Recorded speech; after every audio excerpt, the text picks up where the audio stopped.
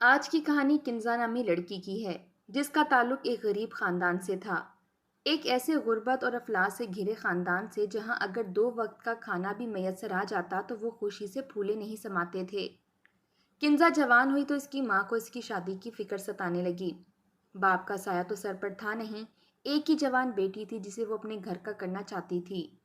किंजा देखने में बहुत खूबसूरत थी, मैट्रिक तक तालीम भी हासिल कर रखी थी। बूढ़ी माँ लोगों के घरों में साफ सफाई करके 10 सालों से एक एक रुपया जोड़कर बेटी के लिए जहेज इकट्ठा कर रही थी। आखिर एक रोज किंजा के लिए रिश्ता आया। वो लोग खानदानी लोग थे, अच्छे खाते पीते घराने से इनका ताल्लुक था। लड़का अच्छी नौकरी करता था। किंजा की माँ तो खुशी से फूले नहीं समा रही थी, क्योंकि ये रिश्ता इनके लिए किसी गनीमत से कम ना था। किंजा की होने वाली सास ने जब किंजा को देखा तो पहली नज़र में ही पसंद कर लिया। कहने लगी, अब हमारी बहू बनेगी तो सिर्फ किंजा ही बनेगी। किंजा भी खुश थी, अपने आने वाले दिनों के लिए ख्वाब सजाने लगी। इसका होने वाला दूल्हा कैसा होगा, वो इसका कैसे ख्याल रखेगा। इसकी माँ भी शुक्राने की नफल अदा करने लगी कि चलो मैके में तो किंजा छोटी छोटी ख्वाहिशात के लिए तरसती रही, मगर अब ससुराल जाकर वो अपनी हर ख्वाहिश पूरी कर सकेगी। निकाह सादगी से ही होना था। निकाह की डेट फिक्स कर दी गई। किंजा की माँ ने अपने थोड़े बहुत रिश्तेदारों को भी निकाह में आने की दावत दी। मगर निकाह से एक दिन पहले जब किंजा की सास आई तो इसके तेवर ही बदले हुए थे। भवें उचकाए वो आस पास नजर दौड़ाती आकर बैठी और आंखों में एक अजीब सा गरूर था, गोया यहाँ आकर वो किंजा और इसकी माँ पर एहसान कर रही हो। वो नखरीले से अंदाज में आकर बैठी और अपने हाथ में पहनी हुई अंगूठियों को बार बार फेरने लगी। वो सोने की अंगूठियां थीं और एक नहीं बल्कि तीन चार थीं। वो बार बार एक अदा के साथ अंगूठियों को फेर कर फिर किंजा की माँ की जानिब देखकर कहने लगी कि बहन जी, आप किंजा को जहेज तो दे रही हैं ना। जहेज का नाम आया तो किंजा की माँ का चेहरा उतर गया। वो गंग सी इसकी सास को देखने लगी, फिर हड़बड़ाकर कहने लगी कि बाजी, हमारे हालात तो आपके सामने ही हैं। मैं अपनी बच्ची के लिए 10-11 साल से जहेज इकट्ठा कर रही हूँ। मेरा खामन तो बहुत साल पहले वफात पा गया। किंजा की माँ की बात काटकर नाक सुकेड़ते हुए इसकी सास कहने लगी, अच्छा बहन जी, आपने तो तकरीर ही शुरू कर दी। देख लिया है मैंने वो जहेज भी। इतना पुराना सामान घिसा हुआ, इस कदर बुसीदा के लगता था सेकंड हैंड लेकर अपनी बेटी को दे रही हैं। किंजा की माँ तो शर्मिंदा सी होकर रह चुकी थी। आखिर अरसे से जो जमा कर रही थी, अब तक तो कुछ सामान पुराना हो चुका था। किंजा दूसरे कमरे में बैठी सास की सारी बातें सुन रही थी। दिल में अजीब से वसवसे सर उठा रहे थे। आखिर आज सास को क्या हो गया था, इसके तो तेवर ही बदले हुए थे। वो अलग परेशान हुई बैठी थी। तभी सास ने कुछ ऐसा कहा कि किंजा और इसकी माँ का दिल हलक को आने लगा। सास कहने लगी, हमारे यहाँ तो लड़के वालों की नाक ऊंची होती ही तभी है जब बहू को सोने में तोल कर मैके वाले भेजें। जरा हमारी भी इज्जत रहती है कि ऊंचे खानदान की बहू आई है। अब बस इतना ही कहूंगी कि आपने वो बुसीदा सा सामान देकर हमारी नाक तो कटवा दी, मगर अब बेटी को सोने के कंगन जरूर देना, वरना हमारी रही सही इज्जत भी खाक में मिल जाएगी। सोने के कंगन का सुना तो दोनों माँ बेटी के होश उड़ गए। सास तो तनबिया करती हुई उठकर चली गई थी और जाते जाते इतना भी कहकर गई कि सोने के कंगन कल तैयार रखिएगा, वरना। इसे आगे सोचकर ही किंजा की माँ का अपना दिल बंद होता हुआ महसूस हुआ। किंजा की माँ कितनी ही देर यूं ही बुत बनी बैठी रही, गोया काटो तो खून ना निकले। किंजा फौरन माँ के पास आई और घुटनों के बल बैठकर माँ की गोद में सर रख दिया। इसका रंग जर्द पड़ चुका था। कल इसका निकाह था और सास ऐन मौके पर ये क्या खबर सुना गई थी। बूढ़ी माँ दुपट्टा आंखों पर रखकर फूट फूट कर रोने लगी, जबकि किंजा माँ को रोता हुआ देखकर इनकी गोद में सर रखे रोते हुए बोली, अब क्या होगा माँ, हमारे पास तो इतने ही पैसे हैं जिससे कल मेहमानों के लिए चाय और मिठाई का बंदोबस्त हो सके। अब ये कंगन कहाँ से लाएंगे। किंजा की माँ रोते हुए कोई रास्ता निकालने लगी। दिल में यही ख्याल था कि अगर कल तक कंगन का इंतजाम ना हुआ तो कहीं बारात वापस ही ना लौट जाए। इस गरीब खाने में पहले ही रिश्ता मुश्किल से आया था, और अब अगर ये भी वापस लौट गए तो कौन करेगा मेरी बेटी से शादी। दोनों माँ बेटी बहुत परेशान हो रही थीं कि अब इस मसले का क्या हल निकाला जाए, मगर इन्हें कोई रास्ता नजर नहीं आ रहा था। बूढ़ी माँ फूट फूट कर रो रही थी, जबकि किंजा अलग परेशान थी। ये रात तो होने वाली दुल्हनों के लिए सबसे खास रात होती है। इस रात वो अपनी शादी के लिए ख्वाब सजाते हैं, मगर यहाँ तो किंजा रो रो कर जर्द पड़ चुकी थी। माँ कहने लगी कि मैं सुबह तक कुछ ना कुछ कर लूंगी, तुम परेशान मत हो, इंशाल्लाह सब कुछ बेहतर होगा। जाओ जाकर अपने कमरे में सो जाओ। किंजा माँ का चेहरा देखती रह गई। न जाने माँ क्या करने वाली थी। वो माँ के कहने पर अपने कमरे में चली आई। वो बिस्तर पर लेट कर यक टिक छत को देखती रही। इसके जहन में कई सवालात गर्दिश कर रहे थे और बार बार अपनी माँ का चेहरा इसकी नज़रों के सामने गर्दिश कर रहा था। इसकी वजह से इसकी माँ किस कदर परेशान हो चुकी थी। इसकी शादी थी और साथ में एक नई शर्त रख दी गई थी कि सोने के कंगन चाहिए। हमारे यहाँ गुर्बत और अफलास का डेरा था, भला एक रात में सोने के कंगन कहाँ से आते। किंजा माथे पर हाथ रखकर रोने लगी थी। इसे अपनी माँ का माजी याद आने लगा। वो उस वक्त 10 साल की थी जब इसकी माँ बेवा हो गई। इसके वालिद एक हादसे में वफात पा गए थे और तब से इसकी माँ ने इसे पालने के लिए क्या कुछ नहीं किया था। माँ लोगों के घरों में काम करने लगी थी। वो सारा दिन लोगों की डांट सहती रहती और इनसे खाना मांगकर अपनी बच्ची को लाकर दिया करती। अगर कभी गंदम की कटाई का दौर आता तो इसकी माँ सारा सारा दिन धूप में खेतों में जाकर गंदम की कटाई में हाथ बटाया करती। बिलाशुबा इसकी माँ एक पर्देदार औरत थी। वो बुर्के के बगैर घर से बाहर नहीं निकला करती थी। वो जब गंदम की कटाई के लिए जाती तो बुर्का पहनकर जाया करती। एक तो गर्मी और सूरज की तपिश, ऊपर से ये वक्त। शाम को थक हार कर आखिर में चंद पैसे लेकर खुशी खुशी घर आ जाया करती और अपनी बच्ची का पेट पालने की खातिर खाना बनाने लगती। किंजा को वो वक्त याद आया तो आंसू पानी की तरह आंखों से बहने लगे। इसकी माँ ने क्या कुछ बर्दाश्त नहीं किया था। लोगों की बातें सुनी, लोगों की फिटकार ली, मगर इसके बावजूद हिम्मत ना हारी। अगर किंजा इसके साथ ना होती तो शायद वो कब की ये दुनिया छोड़कर जा चुकी होती। मगर चूंकि इनके साथ किंजा का साथ था, इसलिए वो अभी तक जी रही थी। सास की बात ने तो इसे परेशान करके रख दिया था। अगली सुबह हुई तो दोनों माँ बेटी की आंखें सूजी हुई थीं, जिससे ये साफ जाहिर था कि दोनों ही रात भर नहीं सोए। सुबह होते ही माँ ने चादर लपेटी और घर से बाहर चली गई। किंजा माँ को देखती रह गई। कुछ देर बाद जब किंजा की माँ वापस आई तो इसके हाथ में एक पैकेट था। जब किंजा ने इसे खोलकर देखा तो इसमें एक मखमली डबिया थी जिसमें सोने के कंगन थे। किंजा तो हैरान रह चुकी थी। वो सच में सोने के कंगन थे, मगर माँ के पास इतने पैसे कहाँ से आए जो वो सोने के कंगन ला सकती। किंजा ने शिश्तर सी होकर माँ की जानिब देखा और फिर इन कंगनों को उठाकर अपने सामने किया। माँ से कहने लगी कि माँ, ये आप कहाँ से लाई? हमारे घर में तो पैसे ही ना थे, फिर इन कंगनों का इंतजाम कैसे हुआ? बूढ़ी माँ ने गहरी सांस खारिज की और चुप हो गई। जब किंजा ने बेहद इसरार किया तो माँ कहने लगी कि बेटी, तुम किसी से जिक्र मत करना। ये सिर्फ सोना चढ़े हुए कंगन हैं। ये असली सोने के कंगन नहीं हैं। मैं तुम्हारा रिश्ता टूटने नहीं देना चाहती थी, इसलिए नकली सोने के कंगन लेकर आई हूँ। जब किंजा ने ये सुना तो इसकी जान में जान आई थी, मगर दिल में एक खौफ भी था कि अगर सास को पता चल जाता तो न जाने क्या क़यामत टूट पड़ती। मगर बहरहाल इसने वो कंगन अपने बाकी सामान के साथ रख दिए। कुछ देर बाद बारात आ चुकी थी और वो दुल्हन बनी निकाह के लिए तैयार बैठी थी। सास ने आते ही सबसे पहले सोने के कंगन का पूछा था। माँ ने डरते हुए जब सोने के कंगन सामने किए तो इसकी आंखों में एक अजीब सी चमक उभर आई। वो कंगन को देखकर खुश हो चुकी थी। किंजा का निकाह हुआ और वो अपनी माँ के घर से रुखसत होकर ससुराल चली आई। इसका शौहर इंतहाई नरम लहजे का और बा इखलाक लड़का था। इसकी एक ही बहन थी जो कि इससे छोटी थी। किंजा ससुराल आ तो गई, मगर इसके दिल में यही डर था कि कहीं सास को कंगन की हकीकत पता न चल जाए, वरना न जाने क्या हो जाएगा। अगली सुबह जब वो नाश्ता करने के लिए उठी तो किंजा की सास ने इससे कहा कि तुम्हारे कंगन कहाँ हैं। किंजा के तो होश उड़े थे। कहीं सास को शक तो नहीं हो गया कि वो कंगन नकली हैं। वो परेशान सी हो चुकी थी, मगर तभी वो बोझल कदम उठाए जाकर कंगन लाई और लाकर कपकपाते हुए हाथों से सास के सामने किए। सास ने अगले ही पल वो कंगन किंजा से झपट लिए और कहने लगी कि ये अब मेरे पास रहेंगे।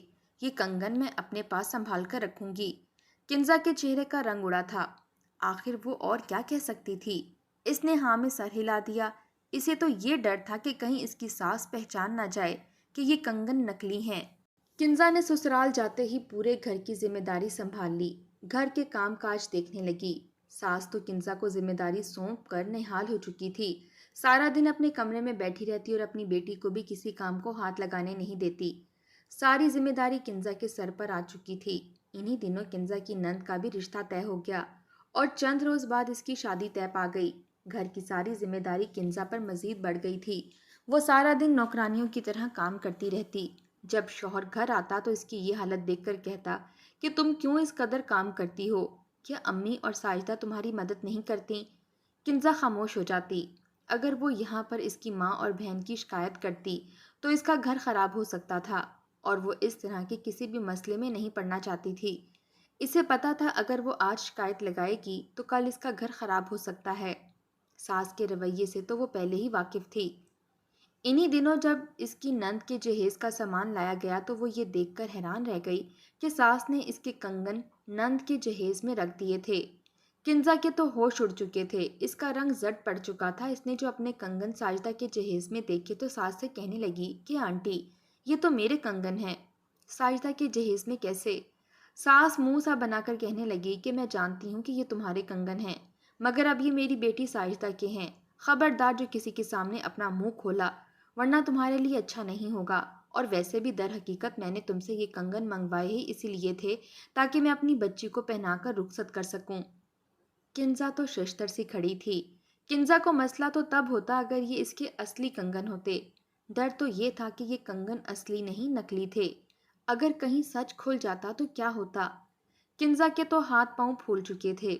मगर बहरहाल किंजा की नंद की शादी हुई और वो ब्याह कर अपने ससुराल चली गई। सास तो अपनी बेटी को खुद से भी बड़े घर में ब्याह कर बेहद खुश थी। अगली सुबह वो सो ही रही थी कि तभी दरवाजे पर बेतहाशा दस्तक होने लगी। सास ने उठकर दरवाजा खोला तब तक किंजा और इसका शौहर भी इस बेतरतीब दस्तक पर जाग गए थे। जो ही दरवाजा खोला तो जो मंजर इन लोगों ने देखा, इनके पैरों के नीचे से जमीन निकल चुकी थी, क्योंकि सामने साजदा रोते हुए घर के अंदर दाखिल हुई थी। सब हैरत से फटी फटी नजरों के साथ इसे देख रहे थे, क्योंकि साजदा के कपड़े फटे हुए थे, इसके चेहरे पर नील पड़े हुए थे और बाल बिखरे थे। आज तो इसका वलीमा था, मगर इसकी हालत देखकर इसकी माँ और भाई का खून खौल उठा था। वो इसे सीने से लगाकर पूछने लगे कि क्या हो गया है, वो इस हालत में यहाँ तक कैसे आई। साजदा रो रो कर कहने लगी कि आपने मेरे साथ अच्छा नहीं किया। मेरे साथ जो कुछ भी हुआ है वो सिर्फ और सिर्फ आपकी वजह से हुआ है। वो किंजा से मुखातिब थी। साजदा की माँ परेशान हो चुकी थी, कहने लगी कि बात बताओ पूरी, आखिर हुआ क्या है। वो रो रो कर कहने लगी कि आपने जो मुझे कंगन दिए थे वो नकली थे। जब मेरी सास और शौहर ने ये कंगन देखे तो देखते ही पहचान गए कि ये असली नहीं बल्कि नकली हैं। किंजा के तो पैरों के नीचे से जमीन निकल चुकी थी। वो बुत बनी धड़कते दिल के साथ साजदा को देख रही थी। किंजा की सास ने इसकी जानिब देखा और बेफर कर इसकी जानिब आकर कहने लगी, ए लड़की, ये मैं क्या सुन रही हूँ? वो कंगन नकली थे? किंजा के तो मुंह में जबान ही नहीं रही थी। वो सूखे हुए पत्ते की मानित कांप रही थी। जब किंजा कुछ ना बोली तो सास ने इसे बाजू से पकड़कर झंझोड़ा और गुस्से से बोली कि मुंह से फूटो, क्या सच में ये नकली कंगन है? इससे पहले कि सास किंजा पर हाथ उठा देती, इसका शौहर आया और मामले की नजाकत को समझते हुए माँ को किंजा से अलग किया और फिर नरमी से कहने लगा कि किंजा, सच सच बताओ, कोई तुम्हें कुछ नहीं कहेगा। क्या वो कंगन सच में नकली थे? किंजा ने शौहर की नरमी देखी तो फूट फूट कर रोने लगी और फिर कहने लगी कि मुझे माफ़ कर दें, साजिदा ठीक कह रही है, वो कंगन नकली ही थे। हम गरीब लोग थे। मेरी माँ ने लोगों के घरों में काम करके खेतों में गंदम के सिट्टे चुनकर पाई पाई इकट्ठी की ताकि वो मेरा मुस्तकबिल संवार सके। किंजा सिसक सिसक कर हिचकियाँ बांधे रो रही थी। मजीद कहने लगी कि शादी से एक रोज़ पहले सास ने कंगन की बात की। हम गरीब माँ बेटी तो अपना घर बेच कर भी वो कंगन नहीं ला सकते थे, इसलिए मेरी बारात वापस ना लौट जाए, इसलिए मेरी माँ ने नकली कंगन लाकर दे दिए। सास ने जब ये सुना तो इसका गुस्सा सातवें आसमान पर पहुंच चुका था। गुस्से से आगे बढ़कर किंजा के मुंह पर थप्पड़ मार दिया और फिर कहने लगी कि ये झूठी मकाल लड़की इस घर में अब मजीद नहीं रुक सकती। तुम अभी और इसी वक्त इसे तलाक दो और इस घर से रुखसत करो। मैं इस लड़की को अपने घर में मजीद बर्दाश्त नहीं कर सकती। किंजा का शौहर खामोश खड़ा था। वो कभी अपनी बहन का रोता हुआ चेहरा देखता तो कभी किंजा को देखता। किंजा रोते हुए इनके सामने हाथ जोड़ने लगी और कहने लगी कि खुदारा मुझ पर ये जुल्म मत करें। मेरी माँ जीते जी मर जाएगी। इसने बड़ी मुश्किलों से मुझे पाल पोस कर बड़ा किया है। बस बाप के मरने के बाद यही ख्वाब देखा कि मेरी अच्छी जगह शादी करवा सके। अगर मैं तलाक लेकर वापस गई तो मेरी ज़िंदगी बर्बाद हो जाएगी। मैंने सिर्फ यही झूठ बोला, इसके अलावा इतने माह से मैं सच्चे दिल के साथ आप लोगों के साथ रहकर आप लोगों की खिदमत कर रही हूँ। मुझ पर ये जुल्म मत करें। मैं इस घर में भले ही एक कोने में पड़ी रहूंगी, किसी को कुछ नहीं कहूंगी, मगर आप मेरे साथ ये ना करें। साजदा भी रोते हुए आगे बढ़ी और अपने दिल की भड़ास निकालते हुए किंजा के मुंह पर थप्पड़ मार दिया और कहने लगी कि तुम्हारी वजह से आज मेरा घर खराब हो गया है। क्या था अगर तुम असली कंगन ले आती, मुझे सारी रात अपने शौहर से मार और सास से पिटाई तो नहीं खानी पड़ती। इतना कहकर दोनों माँ बेटी किंजा को घसीटते हुए घर से बाहर निकालने लगे। किंजा की तो सांस रुक चुकी थी। वो रोते हुए अपने शौहर को बुलाने लगी और कहने लगी कि मुझे मेरी गलती की इतनी बड़ी सजा मत दें, मैं मर जाऊंगी। सास इसे घर से बाहर निकालती कि तभी किंजा का शौहर पीछे से बोला। दोनों माँ बेटी इसकी आवाज़ सुनकर रुक गई थीं। किंजा की जान में जान आई थी।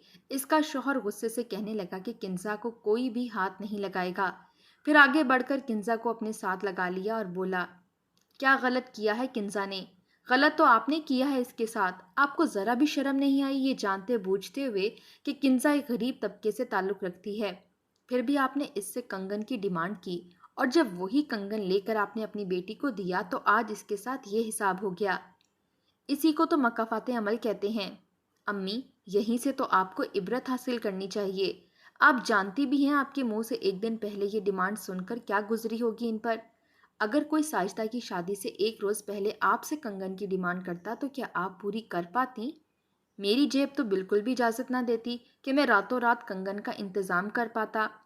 अब कोई मेरी बीवी को कुछ नहीं कहेगा। इसने जो किया अच्छा किया। वो कंगन इसकी मलकियत है, चाहे वो असली होते या नकली होते या होते ही ना। ये इसके और इसके माँ बाप के मामलात थे। आपका साजदा से कोई ताल्लुक नहीं था। आपके मन में लालच था, तभी आपकी बेटी के ससुराल वाले भी लालची निकले। इन्हें भी आपकी बेटी के अखलाक और सीरत से लगाव नहीं था, बल्कि इसके लाए हुए कंगन से लगाव था। जब कंगन ही नकली निकले तो उन्होंने रातों रात आपकी बेटी को भी वापस भेज दिया। किंजा का शौहर बेफर कर अपनी माँ को बातें सुना रहा था, जबकि किंजा अपने शौहर को अपने साथ खड़े देखकर अपने आंसू साफ कर चुकी थी। इसे ये यकीन हो चुका था कि इसका शौहर इसे अकेला नहीं छोड़ेगा। सास शर्मिंदा सी खड़ी थी। हकीकत भी यही थी, इसने इतने माह में किंजा की कोई अच्छाई खातिर में ना लाई थी। बस यही सोच रखा था कि इसके कंगन बेटी को दूंगी तो बेटी का ससुराल में ज़रा पलड़ा भारी रहेगा, वो खुश रहेगी। मगर सच तो ये था कि घर कंगन और जेवरात से नहीं बसा करते, बल्कि मोहब्बत, सब्र और एक दूसरे की बात बर्दाश्त करने से ही बसा करते हैं। सास शर्मिंदा थी और साजिदा भी रोते हुए खामोश थी। सास ने आकर किंजा से माफ़ी मांगी तो इसने आला ज़र्फ़ी का मुजाहरा करते हुए सास को माफ़ कर दिया और अगले रोज़ खुद साजिदा के यहाँ शौहर के साथ गई। इन्हें हकीकत से आगाह किया, मगर वो तो थे ही लालची और खिसके हुए लोग। उन्होंने साजिदा को तलाक दे दी। वो दिन इन पर बहुत भारी थे, मगर किंजा ने सबकी हिम्मत बंधाए रखी। साजिदा को तलाक हो चुकी थी और फिर जल्दी एक अच्छा रिश्ता देखकर इसका ब्याह कर दिया गया। वो शख्स साजिदा के शयाने शान हरगिज़ ना था, मगर अब ऐसे ही रिश्ते साजिदा के लिए आ सकते थे। साजिदा की माँ पछता रही थी। वाकई बेटियों का दुख बहुत बड़ा होता है। वो तो अच्छे खाते पीते घराने की होकर भी तलाक याफ्ता बेटी का बोझ ना उठा सकी। अगर बर वक्त पर इसका बेटा समझदारी ना दिखाता और वो किंजा को घर से निकाल देती तो न जाने और कितनी आहें इसकी ज़िंदगी तबाह व बर्बाद कर देती। दूसरों का एहसास करें, जैसा खुद के लिए मस्बत सोचते हैं वैसे ही दूसरों के लिए भी सोचें।